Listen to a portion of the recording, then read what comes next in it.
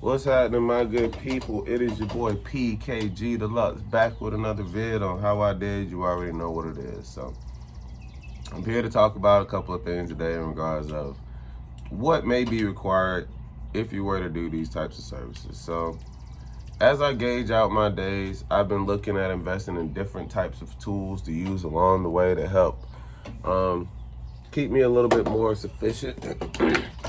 Ever since that battery testing incident that I didn't know how to do, I had to get one of these to learn how to do this.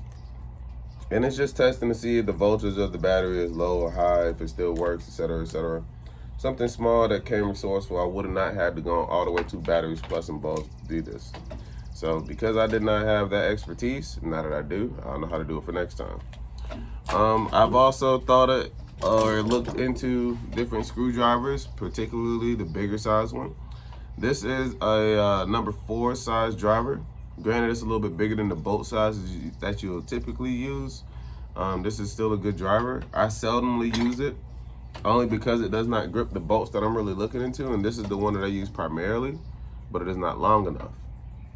So you want to get something that has an end like this, but is as long as this. Those two things to make the difference when it comes to doing any type of mounting services. The rest of the tools you probably won't even need at that point, but it's just optional.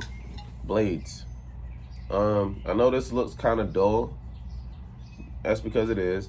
I mostly use it for like cutting open boxes and small things like that, just so I don't have to get my hands dirty. It's just a quick slice or a quick cut, and it makes the job a whole lot easier. Now, why am I revealing all these tools that we have?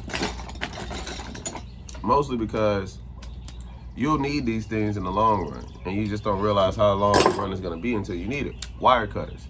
When I was at the other client's house the other day, there was a lot of wire cutting I was doing. Had I not had these wire cutters, I wouldn't have been able to do it. And with those wire cutters, they come with specific instructions on them to kind of let you know exactly where and how to cut and what exactly they are, and even gives you different options. So it's layered out to be pretty good. But it's also detailed to be a totally different species of things that you'll use if you never had the opportunity to do wire cutting before. So this was something that I had to learn how to use and also learn how to do, so now I'm cool with it. Now, external cord wall concealment, these things right here. Before doing it, I thought it was hard. After doing it, now I'm like, oh my God. So these things, all you do is just take them and take all the wires that you have and place them through it. And just place it on the wall. You're just making it look like it is neatly supposed to be there, concealed behind this cord and placed on the wall so it does not move. It's totally optional to use. Some people like it, some people don't. But it's this one, and then you have the external. External requires you to drill a hole into the person's wall, pull that cord all the way around, and then be able to drop it behind the wall so that the cords are hidden. Now, with both of those you can do. It's just hiding it behind the wall, and if it's something that you're cool with doing, then do it. But not everybody has a niche for drilling into and drilling behind walls. So I haven't gotten to the opportunity where I've done something like that, but I have been asked in regards of it. I just did my first attempt drilling in brick, and I will say that it was totally difficult, a whole lot more difficult than what I experienced. Not saying that I don't have masonry pieces for it, but it was the first time for doing everything. So you have to understand that a lot of these things come with trial and come with error, but it really takes a lot of persistence if you're gonna do it.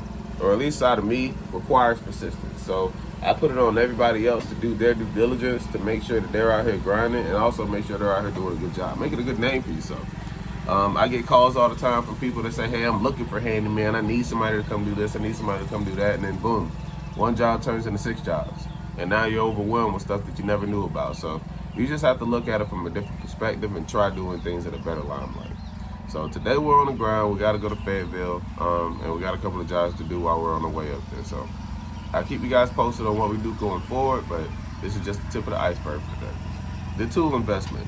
Make sure you guys get a good set of tools, man.